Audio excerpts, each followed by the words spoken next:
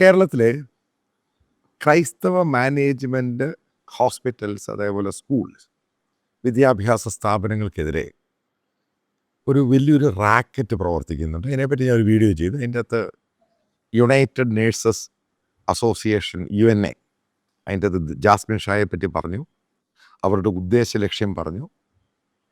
അപ്പോൾ ആ വീഡിയോയുടെ താഴെ പല ക്രൈസ്തവ പേരുകളുള്ളവർ വന്ന് കമൻറ്റ് പറഞ്ഞിട്ടുണ്ട്. ഞങ്ങൾക്ക് ശമ്പളം കിട്ടുന്നില്ല, ഞങ്ങൾക്കതാണ്, ഞങ്ങൾക്കിതാണ്, ഇതാണ് മാടയാണ് കോടയാണെന്നൊക്കെ ഭയങ്കരമായിട്ട് പറയുന്നുണ്ട്. അപ്പം ഞാൻ നിങ്ങൾക്ക് ചില ഹിസ്റ്ററി പറയുക, ചരിത്രം നിങ്ങൾക്ക് വേണമെങ്കിൽ കേൾക്ക്, വേണ്ടെങ്കിൽ കേൾക്കണ്ട. ഈ പറയുന്ന ചരിത്രത്തോട് നിങ്ങൾക്ക് എങ്ങനെയാണ് റെസ്പോണ്ട് ചെയ്യേണ്ടത് എന്ന് പറഞ്ഞ് കമൻറ്റ് ബോക്സിൽ കൊടുക്കുകയാണെങ്കിൽ ഇതിൻ്റെ റിപ്ലൈ വീഡിയോ ഞാൻ ചെയ്യുന്നതായിരിക്കും. കാരണം നിങ്ങൾ ഇത്രയും കമൻറ്റ് ചെയ്തതിൻ്റെ പേരിലാണ്. So I decided to give a reply.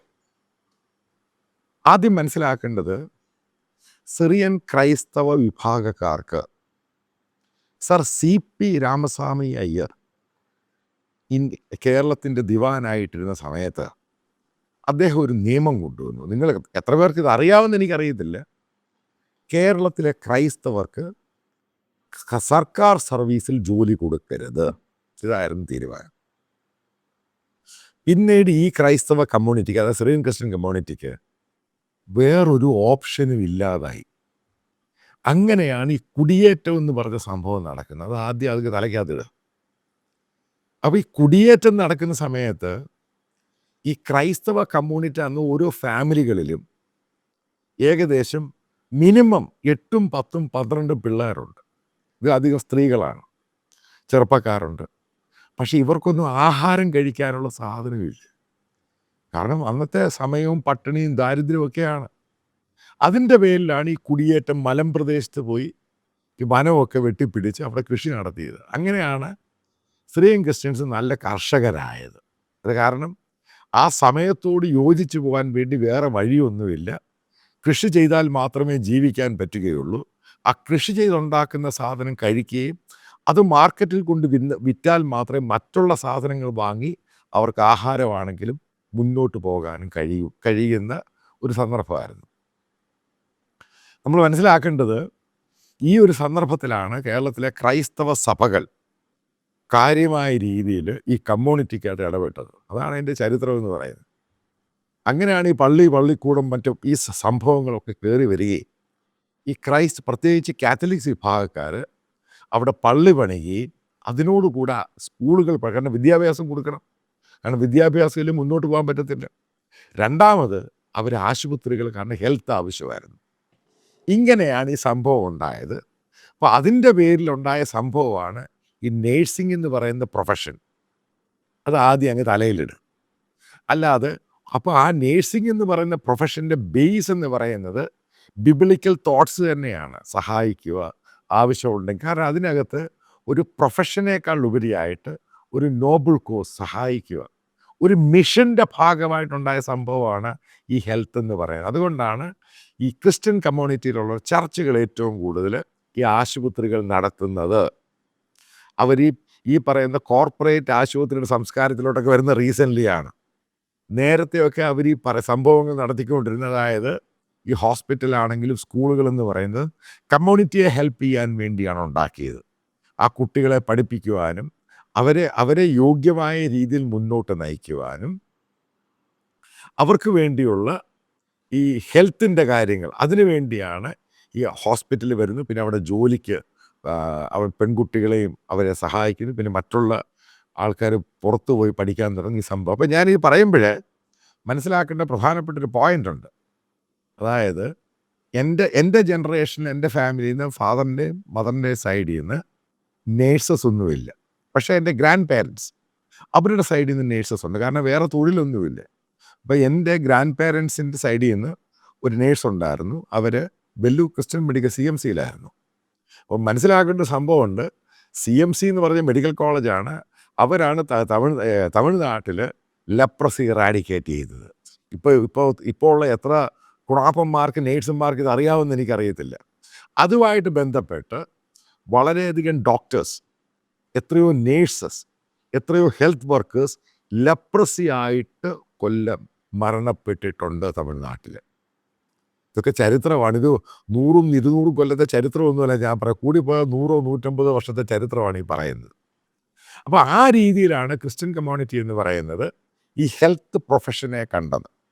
Nightingale ആണെങ്കിൽ ഈ സംഭവം ഇതാണ് അതിൻ്റെ പുറകിൽ. അല്ലാതെ ഇതൊരു പ്രൊഫഷനാക്കിയിട്ടും ഇതിൻ്റെ അകത്തുനിന്ന് പണം സമ്പാദിക്കാവുന്ന സംഭവങ്ങളൊക്കെ വരുന്നത് ലേറ്റർ സ്റ്റേജിലാണ്.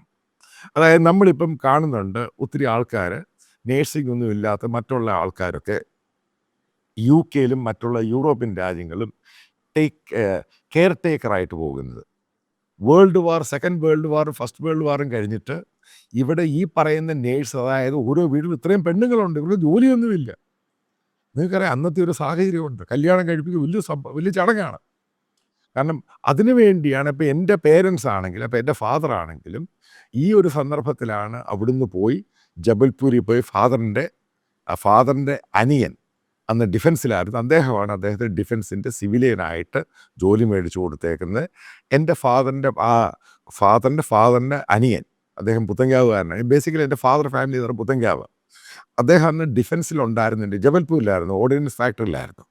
അദ്ദേഹം ആർമി മാനായിരുന്നു. അപ്പോൾ അദ്ദേഹമാണ് എൻ്റെ ഫാദറിൻ്റെ മൂത്ത ജ്യേഷ്ഠനും ആർമിയിൽ ജോലി മേടിച്ചു കൊടുക്കുന്നത്. മനസ്സിലാക്കുക. അപ്പം എൻ്റെ ആ ഒരു ഫാമിലി, അത് ഗ്രാൻഡ് പേരൻസിൻ്റെ ആ ഫാമിലി എന്ന് പറയുന്നത് എൻ്റെ ഫാദറിൻ്റെ അതിൻ്റെ അധികവും പേരും ഡിഫൻസ് സർവീസിലാണ് ജോലി ചെയ്തത്. അപ്പം ഞാൻ ജസ്റ്റ് ഒന്ന് കാൽക്കുലേറ്റ് ചെയ്ത് നോക്കിക്കഴിഞ്ഞപ്പോൾ 71 വാറിൽ എൻ്റെ ഫസ്റ്റ് കസിനും എല്ലാം കൂടെ ചേർന്ന് ഏകദേശം 7 പേരോളം 1971 വാറിൽ പങ്കെടുത്തിട്ടുണ്ട്. അതേപോലെ ചൈനീസ് വാറിൽ എൻ്റെ മൂത്ത മാവിയുടെ ഭർത്താവ് അന്ന് പോയതാണ്. ഇന്നും തിരിച്ചു വന്നിട്ട് അതിനെപ്പറ്റി യാതൊരു വിവരവുമില്ല. എൻ്റെ മാവി കഴിഞ്ഞിടയ്ക്ക് ഞാൻ മരിച്ചു പോകുന്നു. ഞാൻ ഈ സിറിയൻ ക്രിസ്ത്യൻസിൻ്റെ ലൈഫിനെ പറ്റി പറയുകയാണ് സംഭവം. അപ്പം അതിനകത്ത് ഏറ്റവും പ്രചോദനമായിട്ട് ഇന്ന് ചർച്ചുകളായിരുന്നു. ഇന്നത്തെ ചർച്ചിൻ്റെ കാര്യം, അന്നത്തെ കാത്തലിക്സ് ചർച്ചും ഈ പറയുന്ന സിറിയൻ ക്രിസ്ത്യൻ ചർച്ചസും എത്രമാത്രമാണ് യൂണിറ്റിയും കമ്മ്യൂണിറ്റിക്കും വേണ്ടി അന്ന് ഓരോ രീതിയിൽ പോയതിൻ്റെ പേരിലാണ് പിന്നീട് ഈ നേഴ്സസ് ആണെങ്കിൽ ഈ കമ്മ്യൂണിറ്റി സംഭവം മുഴുവനും മാറിയിട്ട് സെക്കൻഡ് വേൾഡ് വാറിൽ, ഞാൻ നേരത്തെ ആ വീഡിയോയിൽ പറഞ്ഞിരുന്നു, അവിടെയുള്ള സൈനികർ വളരെയധികം ഇൻജേർഡായി. അമേരിക്കയിലാണ്, യൂറോപ്പിലാണ്, മറ്റുള്ള സ്ഥലങ്ങളിൽ. ഇവിടെയൊക്കെ പഠിക്കാനും ജോലിക്കും മറ്റ് പലതിനായി പോയ കാത്തലിക്സ് അച്ഛന്മാരൊക്കെയാണ് ഇവരെ ടേക്ക് കെയർ ചെയ്യാൻ വേണ്ടി കേരളത്തിൽ നിന്ന് ഈ പെൺകുട്ടികളെ അങ്ങോട്ട് വിടുന്നത്. ടേക്ക് കെയർ, നേഴ്സിങ്ങിനല്ല പോകുന്നത്. പിന്നീട് അത് നേഴ്സിംഗ് ആയിട്ട് മാറി. ഇതാണ് അതിൻ്റെ ബേസിക് റീസൺ. പിന്നീടാണ് നിങ്ങൾ ആലോചിച്ച് നോക്കുകയാണെങ്കിൽ സിറിയൻ ക്രിസ്ത്യൻസിൻ്റെ ഇടയ്ക്ക്, അതായത് ഏറ്റവും കൂടുതൽ വിദ്യാഭ്യാസം കൊണ്ടുവന്നത് കാത്തലിക്സ് ആണ്. അതേപോലെ മറ്റ് ചർച്ചുകൾ അതിൻ്റെ പുറകിലായിരുന്നു. പക്ഷെ അവരും ഈ പറയും വളരെ ദൂരം പിറകിലായിരുന്നില്ല, അവരും അതിൻ്റെ മുമ്പിലുണ്ടായിരുന്നു. അവരാണ് അവർക്ക് എഡ്യൂക്കേഷൻ കൊടുക്കുന്നത്, അവരാണ് അവർക്ക് നേഴ്സിംഗ് പ്രൊഫഷൻ പറഞ്ഞു കൊടുക്കുന്നത്. അവരാണ് ഗ്ലോബലായിട്ട് കേരളത്തിലുള്ള മലയാളി പെൺകുട്ടികളെ ഗ്ലോബൽ മേഖലയിൽ ഗ്ലോബലായിട്ട് ഇത് പ്രശസ്തമാക്കി തീർത്തത്. അല്ലാതെ ഈ ജാസ്മിൻ ഷായോ അയാളുടെ ഗ്രാൻഡ് പേരൻസോ ഒന്നുമല്ല. ആദ്യം മനസ്സിലാക്കുക, അതിൽ കമ്മിറ്റഡ് ആയിട്ടുള്ള ഓരോ ക്രിസ്ത്യൻ ഫാമിലിയും അതായത് താങ്ക്സ് ഗിവിങ് എന്ന് പറഞ്ഞ സംഭവം കാത്തലിക്സ് ചർച്ചിനാണ് കൊടുക്കേണ്ടത്, വേറെ ആർക്കും അല്ല. അവരാണത് ചെയ്തത്. അപ്പോൾ ആ ലോകത്ത് നമ്മൾ നോക്കുകയാണെങ്കിൽ സ്കൂളുകളും കോളേജുകളും ഇൻസ്റ്റിറ്റ്യൂഷനും ആശുപത്രിയും നടത്താൻ ഏറ്റവും പ്രഗത്ഭരെന്ന് പറയുന്ന കാത്തലിക്സ് ഇൻസ്റ്റിറ്റ്യൂഷനാണ്. അതുകൊണ്ടാണ് അവർ ലോകത്തിൽ നമ്പർ 1 ആയിട്ട് നിൽക്കുന്നതിൻ്റെ ഒന്നാമത്തെ കാരണം തന്നെ. അത് മറ്റൊരു കാരണം, അതായത് കേരളത്തിലെ സിറിയൻ ക്രിസ്ത്യൻസിനെ ഇതേപോലെ, അതായത് എന്നെ അടി വന്ന് തെറി പറഞ്ഞ ഈ സാലറിയെ പറ്റി പറഞ്ഞവനൊക്കെ ആലോചിക്കണം, നിൻ്റെയൊക്കെ പേരൻസിനെയും ഗ്രാൻഡ് പേരൻസിനെയും, അതായത് സമൂഹത്തിൻ്റെ മുമ്പിൽ ആഹാരം കൊടുത്ത് അവനെ പഠിപ്പിച്ച് നേരെ നിർത്തി നിനക്ക് വിദ്യാഭ്യാസം തന്നത് ഈ ചർച്ചുകളാണ്. ഈ ചർച്ചിനെയൊക്കെ ഞാൻ അറ്റാക്ക് ചെയ്യും, അത് വേറെ കാര്യം. പക്ഷെ അവർ ചെയ്ത ആ പ്രവൃത്തിയെ ഒരിക്കലും വിസ്മരിക്കാൻ പാടില്ല. അടുത്ത പോയിന്റ്, അതേപോലെ ഈ ചർച്ചുകൾ എന്ന് പറയുന്നൊരു ഇതിൻ്റെ ഭാഗമായിട്ട് ഒരു മിഷൻ്റെ ഭാഗമായിട്ട് ഒരു മിനിസ്ട്രിയാണ് നടത്തുന്നത്. അതായത് കോർപ്പറേറ്റ് ബിസിനസ് എല്ലാം നടത്തി. ഇപ്പോഴത് ബിസിനസ്സായിട്ട് വരുന്നുണ്ട്. ബേസിക്കലി അവർക്ക് ഇവിടുത്തെ ഒരു പ്രൈവറ്റ് കോർപ്പറേറ്റ് ഹോസ്പിറ്റൽ, 5 സ്റ്റാർ ഹോസ്പിറ്റലും ചാർജ് ചെയ്യുന്ന രീതിയിൽ ഒരു കാത്തലിക് മിഷൻ ഹോസ്പിറ്റലോ ഒരു ക്രിസ്ത്യൻ മിഷൻ ഹോസ്പിറ്റലോ അവർക്ക് ചാർജ് ചെയ്യാൻ പറ്റില്ല. ഒത്തിരി കാര്യങ്ങളുണ്ട്. അത് കേരളത്തിലുള്ള ചില ആൾക്കാരൊക്കെ പറഞ്ഞുണ്ടാക്കുന്ന സംഭവമുണ്ട്. അമേരിക്കയിൽ അവിടെ ഹോസ്പിറ്റലിൽ പോയി കഴിഞ്ഞാൽ ബില്ല് കൊടുത്തില്ലെങ്കിൽ പറഞ്ഞു വിടത്തില്ല. ഒരാൾ രോഗി വരുവാണെങ്കിൽ അയാളുടെ പണമില്ലെങ്കിൽ ചുമ്മാ പച്ചക്കള്ളം പറയുകയാണ്. കാരണം ഞാൻ അമേരിക്കയിൽ പോയി ഇതിനെപ്പറ്റി അന്വേഷിച്ച് കഴിഞ്ഞപ്പോൾ അടിസ്ഥാനപരമായി തെറ്റായ കാര്യമാണ്. ഇപ്പോൾ ഒരാൾ പെട്ടെന്ന് കയറി വന്ന് അസുഖമായിട്ട് വന്നു, പെട്ടെന്ന് അവർ ട്രീറ്റ് ചെയ്യും. പിന്നീടുള്ള ട്രീറ്റ്മെൻറ്റിൻ്റെ കാര്യത്തിൽ അവർ പല കാര്യങ്ങൾ പറഞ്ഞു കൊടുക്കും. അതായത് പണമില്ല എന്നുള്ള കാരണത്താൽ അമേരിക്കയിൽ ഒരു കാരണവശാലും ട്രീറ്റ്മെൻറ്റ് മുടക്കാറില്ല. കാരണം ഒരു ക്രിസ്ത്യൻ ബിലീഫ്സിൽ പോകുന്ന രാജ്യമാണ് US. ഇതുപോലെ തന്നെയാണ് യൂറോപ്യൻ രാജ്യങ്ങൾ. ഇപ്പം ഞാൻ കേരളത്തിലോട്ട് വരാം. ചുമ്മാ തെറ്റായ പല കാര്യങ്ങളും പറഞ്ഞ് പടച്ചു വിടുന്ന സംഭവങ്ങളൊക്കെ ഉണ്ട്. കുറച്ച് സുഡാപ്പികളും ഇത് പറഞ്ഞ് നടക്കുന്നുണ്ട്. മറ്റൊരു കാര്യത്തിലോട്ട് വരാം. അതേപോലെ ഒരു ഹോസ്പിറ്റൽ, അത് പ്രൈവറ്റ് ഹോസ്പിറ്റൽ ഇന്നത്തെ സമയത്ത് ഇത് റൺ ചെയ്ത് കൊണ്ടുപോകാൻ അപ്പോൾ പല കണക്കുകളും ഞാൻ എടുത്തു നോക്കി. ഇത് കാരണം ഇത് ഭയങ്കര ഒരു ക്യാപിറ്റൽ ഇൻവെസ്റ്റ്മെൻ്റ് ഉണ്ട്. ഇത് ലാഭമാക്കിയെടുക്കാൻ സമയമെടുക്കും. ഒന്ന്. രണ്ടാമത്, അവിടെ പഠിക്കുന്ന വിദ്യാർത്ഥികളാണെങ്കിൽ നേഴ്സിങ്ങിന് പഠിക്കുന്നവരും ജോലി ചെയ്യുന്നവരും നിങ്ങളുടെ തലയ്ക്കകത്തേണ്ട ഒരു സംഭവമുണ്ട്, പ്രധാനപ്പെട്ട ഒരു സംഭവം. ലോകത്ത് മെഡിക്കൽ ട്രീറ്റ്മെൻറ്റിന് ഏറ്റവും ചീപ്പായിട്ടുള്ള രാജ്യം ഇന്ത്യയാണ്. അതിൻ്റെ കാര്യം എന്താ? ഇന്ത്യയിൽ ഈ പറയുന്ന പോലെ അമേരിക്കയിൽ, UAEയിൽ, മറ്റുള്ള യൂറോപ്യൻ രാജ്യങ്ങളിലെ പോലെ ശമ്പളം കൊടുക്കണ്ട. ഒന്ന്. കാരണം ഇവിടെ ഈ ഹെൽത്ത് എന്ന് പറയുന്നത് വളരെയധികം ചീപ്പാണ് കമ്പയർ ടു അതർ നേഷൻ. അതുകൊണ്ട് ഇവിടെയുള്ളവ ആ കുട്ടികൾ ചെയ്യേണ്ടത് ഇത് പഠിച്ചിട്ട് നിങ്ങൾ വിദേശ രാജ്യങ്ങളിൽ പോവുകയാണെങ്കിൽ നിങ്ങൾക്ക് നല്ല ശമ്പളം കിട്ടും. ഒരു കാരണവശാൽ ഇന്ത്യയിൽ ഹെൽത്ത് സെക്ടറിൽ ചില ആശുപത്രികളൊക്കെ എനിക്കറിയാം. ഇപ്പോൾ എയിംസുമായിട്ട് ബന്ധപ്പെട്ട്, ഡൽഹിയുമായിട്ട് ബന്ധപ്പെട്ട് എൻ്റെ പല ബന്ധുക്കളും, അകന്ന ബന്ധുക്കളും പലരും അവിടെ ഇവിടുത്തെ നേഴ്സിംഗ് എല്ലാം കഴിഞ്ഞിട്ട് അവിടെ ട്രെയിനിങ്ങും പരിപാടിയും പല ഹോസ്പിറ്റലിൽ എന്നോട് ചോദിച്ചിട്ടുണ്ട്. അപ്പോൾ എനിക്കറിയാവുന്ന പല ആശുപത്രിയിൽ അവർ വിട്ടിട്ടുണ്ട്. അവർ 2 വർഷം കഴിയുമ്പോൾ തന്നെ പലരും ഓസ്ട്രേലിയയിലും കാനഡയിലും മറ്റുള്ള രാജ്യങ്ങളിലോട്ട് പോവുകയാണ്. കാരണം ഡൽഹി ഒരു എക്സ്പോഷർ തന്നെയാണ് ഇവർക്ക്. നിങ്ങൾ മനസ്സിലാക്കേണ്ട, നേഴ്സിംഗ് സ്റ്റുഡൻസ് നേഴ്സായിട്ട് ജോലി ചെയ്യുന്നവർ മനസ്സിലാക്കേണ്ടത്, നിങ്ങൾക്ക് സഭയുടെ ഇൻസ്റ്റിറ്റ്യൂഷനാണെങ്കിലും ഇവിടുത്തെ ആശുപത്രിയിലാണെങ്കിലും നിങ്ങൾ ഒരിക്കലും ഉദ്ദേശിക്കരുത് നിങ്ങൾക്ക് മാസ ശമ്പളം 50,000 രൂപ കിട്ടുമെന്ന്. കാരണം 50,000 രൂപ നിങ്ങൾക്ക് ശമ്പളം തന്നിട്ട് ആ ഒരു ആശുപത്രി റൺ ചെയ്യാൻ പറ്റില്ല. 100%. നിങ്ങൾ ഈ അറിയാത്ത കാര്യങ്ങൾ വിളിച്ചു പോവുകയാണ്. പിന്നെ നിങ്ങൾ പലരും പറഞ്ഞു ഡോക്ടേഴ്സിന് 3-4 ലക്ഷം രൂപ സാലറി ഉണ്ട്. സത്യമാണ് സംഭവം. അത് ഞാനൊരു കാര്യം പറയാം. എനിക്കറിയാവുന്ന ചില പേഴ്സണലായിട്ടുള്ള ഡോക്ടേഴ്സ് ഉണ്ട്. സിവിൽ സർവീസ് കിട്ടിയിട്ട്, അതായത് IAS എഴുതി കിട്ടിയിട്ട് അത് വേണ്ട, അവർക്ക് ഈ ആതുര ശുശ്രൂഷയിൽ നിൽക്കണമെന്ന് പറഞ്ഞ പല ഡോക്ടേഴ്സിനെ എനിക്കറിയാം. ഇപ്പോൾ എൻ്റെ ഒരു പേഴ്സണൽ ഡോക്ടർ ആനുവൽ, അദ്ദേഹം ഈ ഡയബറ്റിക് സെൻറ്റർ, ഡയബറ്റിക് ഇൻസ്റ്റിറ്റ്യൂട്ട് ട്രിവാൻഡ്രത്തായിരുന്നു. അപ്പോൾ അദ്ദേഹം ഗവൺമെൻറ് ഒരു ചെറിയ ക്ലിനിക്കിലാണ് വർക്ക് ചെയ്യുന്നത്. കാരണം പുള്ളിക്ക് അതിൻ്റെ താല്പര്യമൊന്നുമില്ല. ഇതേപോലെ പല ഡോക്ടേഴ്സുണ്ട്. സാമ്പത്തികമായി വലിയ പണം ആഗ്രഹമുള്ള ഡോക്ടേഴ്സും ഉണ്ട്. ഇതിൻ്റെ 2 കൂട്ടരുണ്ട്. കാരണം ഇതൊരു നോബൽ പ്രൊഫഷനാണ് ഒന്നാമതായിട്ട് വെക്കേണ്ടത്. ഇത് പണത്തിന് വേണ്ടി മാത്രം ചെയ്യുന്ന പ്രൊഫഷൻ അല്ല. അതാണ് ആദ്യം നിങ്ങളുടെ തലയ്ക്കകത്ത് ഇടുക. അതേപോലെ ഞാൻ പ്രധാനപ്പെട്ടൊരു പോയിന്റിലോട്ട് കയറും. നിങ്ങൾ ഈ പറയുന്ന ആശുപത്രികളിൽ പഠിച്ച് മനസ്സിലാക്കിയിട്ട് സ്റ്റൈഫൻഡ് എത്രയാണ് കിട്ടുന്നതെന്ന് മനസ്സിലാക്കിയിട്ട് അതനുസരിച്ച് നിങ്ങൾ വിദേശ രാജ്യങ്ങളിൽ പോകാൻ ശ്രമിക്കുക.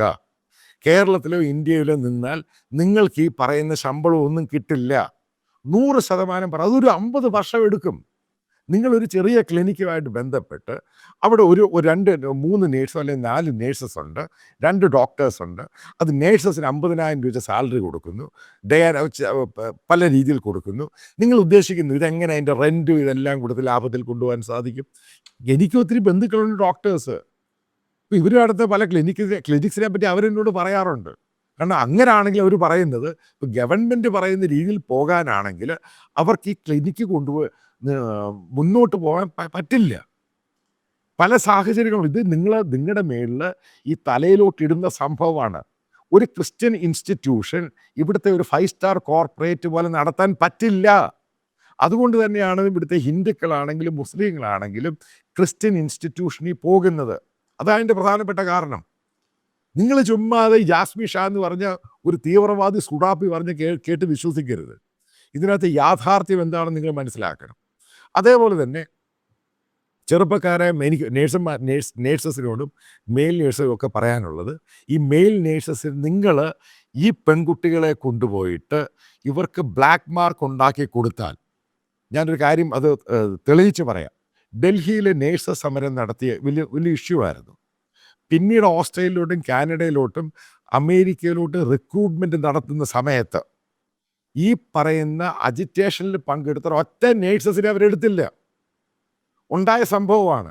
അതേപോലെ ഈ യു എൻ എക്കാരും ഈ സമരം നടത്തുന്നവർ മനസ്സിലാക്കേണ്ടത്, നിങ്ങൾ ഈ ചെറുപ്പക്കാരായ വിഡ്ഢികൾ മനസ്സിലാക്കേണ്ട സംഭവമുണ്ട്. നിങ്ങൾ ഈ നേഴ്സസിനെ കൊണ്ട് ഈ സമരം നടത്തി ബ്ലാക്ക് മാർക്ക് ആക്കി കഴിഞ്ഞാൽ ഇവരെ ലോകത്തൊരു രാജ്യവും ഏറ്റെടുക്കില്ല, അവർക്ക് ജോലി കൊടുക്കില്ല. കാരണം നേഴ്സിംഗ്, ഈ ഡോക്ടർ എന്ന പ്രൊഫഷൻ എന്ന് പറയുന്നത് സമരം ചെയ്യേണ്ട സാധനമല്ല. എവിടെ സമരം നടന്നാലും എവിടെ പ്രശ്നം നടന്നാലും ആശുപത്രിയും ഹോസ്പിറ്റലും ഒക്കെ 24 hours വർക്ക് ചെയ്യുന്നതാണ്. അതാണ് ഈ പ്രൊഫഷൻ്റെ ഏറ്റവും വലിയ ക്വാളിറ്റി എന്ന് പറയുന്നത്. അതിനെ നശിപ്പിക്കാൻ നിങ്ങൾ ശ്രമിക്കരുത്. അതേപോലെ തന്നെ കാത്തലിക് സഭയിൽപ്പെട്ട ആൾക്കാരോടും അതിനകത്ത് നേഴ്സസായിട്ട് നിൽക്കുന്നവരും മറ്റുള്ള ക്രൈസ്തവ സഭകളിൽ അവരോടും പറയേണ്ടത്, ഇപ്പോൾ ഞാൻ പറയുന്നത് എൻ്റെ അനുഭവം വെച്ച് പറയുകയാണ്, നിങ്ങൾ ഈ പഠിക്കുന്ന സ്റ്റേജിലും ആ ചെറിയ കാലയളവിൽ നിങ്ങൾ ഈ പറയുന്ന യൂണിയനുമായിട്ട് പോകരുത്. നിങ്ങളുടെ പേരൻസും നിങ്ങളുടെ മറ്റുള്ള ബന്ധുക്കളും അവരോട് ചോദിച്ചു നോക്കുക, അവരെത്ര സമരം ചെയ്തിട്ടാണ് നേഴ്സിംഗ് കഴിഞ്ഞ് പോയത്. അത് ചുമ്മാ വിഡ്ഢിത്തരം കാണിക്കരുത്. അവരൊക്കെ ഒത്തിരി അനുഭവിച്ചിട്ടാണ് ഈ പദവിയിൽ എത്തിയത്. നിങ്ങളും അനുഭവിച്ചേ മതിയാവത്തുള്ളൂ. മോൾഡ് ആൻഡ് ഷേപ്പ് എന്ന് പറഞ്ഞ സംഭവമുണ്ട്. അത് ബൈബിളിക്കലി വാചകമാണ്. എങ്ങനെയാണ് ഒരു കുശവൻ ചട്ടി ഉണ്ടാക്കിയെടുക്കുന്നത്, അത് ശരിക്കും അങ്ങ് വായിച്ചു നോക്കിയാൽ മനസ്സിലാകും. പഠിക്കുന്ന സമയത്താണെങ്കിലും ആദ്യം കിട്ടുന്ന ജോലി സമയത്താണെങ്കിലും നിങ്ങൾ സ്വയമായിട്ട് മോൾഡും ഷേപ്പും ഉണ്ടാക്കാൻ ശ്രമിക്കുക.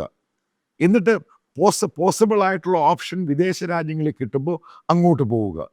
അല്ലാതെ ഇവിടെ കിടന്ന് സമരം ഉണ്ടാക്കിയിട്ട് ഈ ക്രിസ്ത്യൻ മാനേജ്മെൻറ്റിനെ, സ്കൂളിനെ, ഇൻസ്റ്റിറ്റ്യൂഷനെ നിങ്ങൾ നശിപ്പിക്കുമ്പം നിങ്ങൾ കാണിക്കുന്ന നിങ്ങളുടെ പേരൻസിനെ സഹായിച്ച, നിങ്ങളാക്കിയ നിങ്ങളുടെ കുടുംബത്തോടും നിങ്ങളുടെ കമ്മ്യൂണിറ്റിയോടും നിങ്ങളുടെ ചർച്ചിനോടും കാണിക്കുന്ന ഏറ്റവും വലിയ ചതിയാണ്. ഈ ജാസ്മിൻ ഷാ എന്ന് പറയുന്ന ഒരു ഭീകരവാദ സംഘടനയുമായിട്ട് ബന്ധപ്പെട്ടാണ് പണം കിട്ടുന്നത്. പല അന്വേഷണം നടന്നുകൊണ്ടിരിക്കുക. നിങ്ങൾ അവൻ്റെ കൂടെ കൂടരുത്. അവൻ നിങ്ങളെ നശിപ്പിക്കുക മാത്രമല്ല, ക്രിസ്ത്യൻ ഇൻസ്റ്റിറ്റ്യൂഷനെ തൊലയ്ക്കുക എന്നത് തന്നെയാണ് അവൻ്റെ ഉദ്ദേശ ലക്ഷ്യം. അതിനുവേണ്ടിയാണ് അവൻ പ്രവർത്തിക്കുന്നത്. ഇത് നിങ്ങൾ അറിഞ്ഞാൽ അത് നിങ്ങൾക്കുമുള്ള, നിങ്ങളുടെ സഭയ്ക്കുമുള്ള, നിങ്ങളുടെ ഇൻസ്റ്റിറ്റ്യൂഷനുമുള്ള, നിങ്ങളുടെ ഫാമിലിക്കുമുള്ള, വരാനുള്ള നിങ്ങളുടെ തലമുറയ്ക്കും ഇത് വളരെ അത്യാവശ്യമാണ്.